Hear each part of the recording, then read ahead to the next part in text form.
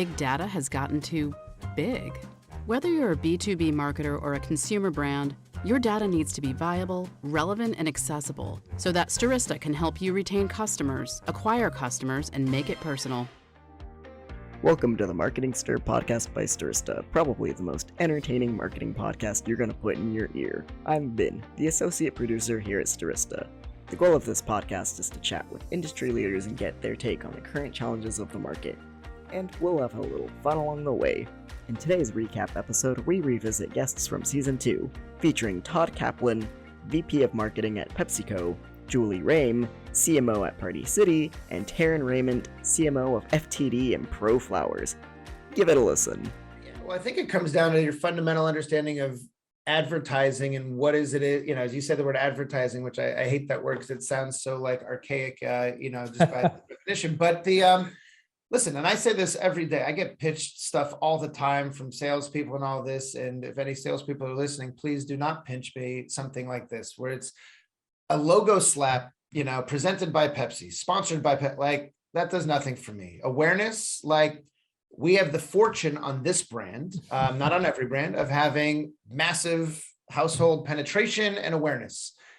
If you haven't heard of Pepsi, I'm sorry, but a lot of people have heard of Pepsi, and that's great. I'm not trying to sound like a prick here, but what I am saying is the role that marketing plays for us is around this idea of brand relevance and equity driving and how we connect with consumers on a deeper and more emotional level. So when you think about it, in our category, we're in a very, what I would call a low involvement category, which is cola, right? It costs, $1.29 at the register for a 20 ounce. And it's a lot of times an impulse purchase. Hey, it's hot out, I'm thirsty. Oh, I'll grab something. Oh, let me grab something with my meal.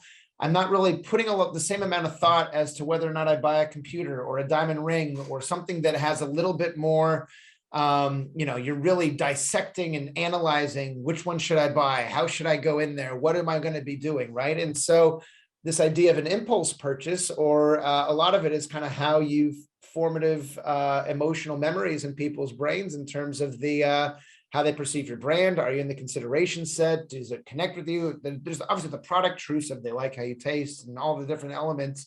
And that's where we innovate and continue to drive new areas. But it's how it all connects back to this higher level of how people feel about the brand. This is a brand that I connect with on a deeper and more emotional level. And that's been a lot of the focus of our advertising and things like music and how we connect with, our consumers in new ways. The opportunity for us is to think end to end. So when you start to think that conversation we were having about the importance of the birthday party and the stressful process that it can be, where do you start? Sometimes, look, if it's a birthday on the calendar, you're probably starting, at some point because the date's on a calendar.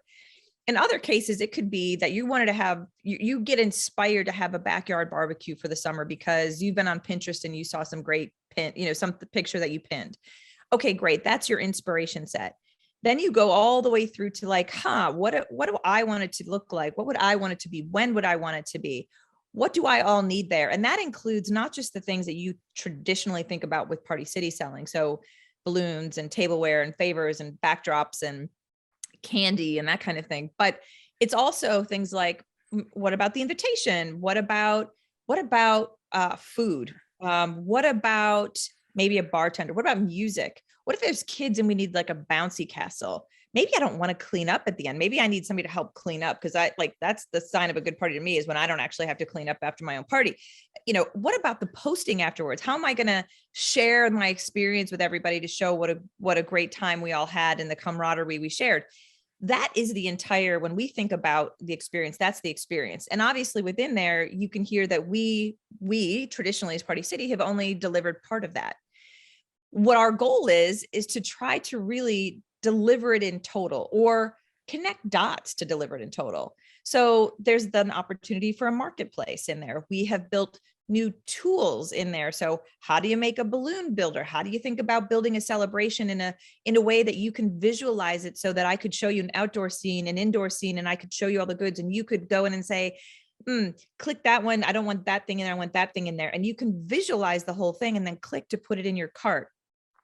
And then at the same time, potentially link into a marketplace to say, I also need a caterer. I need a bouncy castle. And what about then potentially a partnership with a company like Pinterest, by the way, we have that. And where you can pin your photo and it connects back over to your experience at Party City, where now your image and all of your content is saved. So that if you want to go back in and replicate that exact party, maybe with a few differences for some other occasion, it's there and saved for you. What if you wanted to be able to share that with other people who really liked what you posted or pinned, and they want to be able to replicate what you did? Now, could we make that easier for them? So you can see from an end-to-end experience, especially from a digital transformations experience, what the opportunity is. So we've embarked upon that path. And so we are walking down that path today. We're not fully delivered upon it yet. It's been 2 years. And of course, I started in December of 19. So 30, 60 days before the pandemic hit. But we continue down the path regardless, and we've made great progress. Our stores are also changed over. We've got our next generation stores. So there's about 100 of our stores now out of our 750, 800 stores that we have out there that are what we call our next gen store, where you come down and the sight lines are at 5 feet. There's a round balloon counter immediately when you walk in versus the traditional black wall that has all the pinned flat balloons on it. Now it's a very dynamic entrance. And on the left-hand side, you've got all the birthday goods all together. So you don't have to crisscross the store to put your entire birthday solution together. It's these kinds of things that we liken to easy. And then you layer on services. So the things that I just talked about from a digital transformation component are one big component of the service, but we also are offering party planning for people. So free part, most people are like, party planning, I can't afford party planning. Are you kidding? Well, no, we're offering it for free. So we've got consultations on chat, in person. You can schedule with a party planner and they can help hear what your vision is and help you put it together. And then, you can hire our party planners if you want them actually to come to your residence or your location and actually set it up in a traditional party planning format. But most people don't need that. They just need some help because they don't have what I like to call the Martha Stewart brain. They can't see it. They need somebody to help them visualize it. So in addition to our visualization tools, we actually have human beings there to help you out. So that is really sort of the journey that we are on as a company and what we're trying to accomplish, to actually, again, make joy easy for people, but to take on this, evolution of where we've been from back when we were just, a few decades ago merging to now today. What do we think the future holds? The B2C is pretty obvious. So the FTD and ProFlowers shoppers. On the B2B side, so I mentioned we have this collective of florists who are they're doing the arrangements for the florals, and they're hand delivering them to the end consumers. So they're tapped into our network, and not only are we sending them these orders, but we're also powering their business in every other aspect. So providing their websites, their POS systems. We actually do marketing on behalf of them.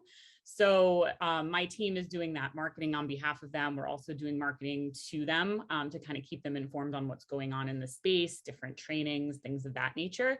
And then also, of course, to try to get new members into our platform as well. So on the consumer side, there's the ProFlowers FTD, we're testing learning over there. So, think about it. We have all of these different ways to kind of get these learnings. We have FTD, we have ProFlowers, we have the B2B, the B2C. So it's like the teams are working really, really closely together to kind of tap into what's working where and how we can translate that into the different areas. So I think that makes it a little more fun and kind of a good reason for it all to sit in the same place.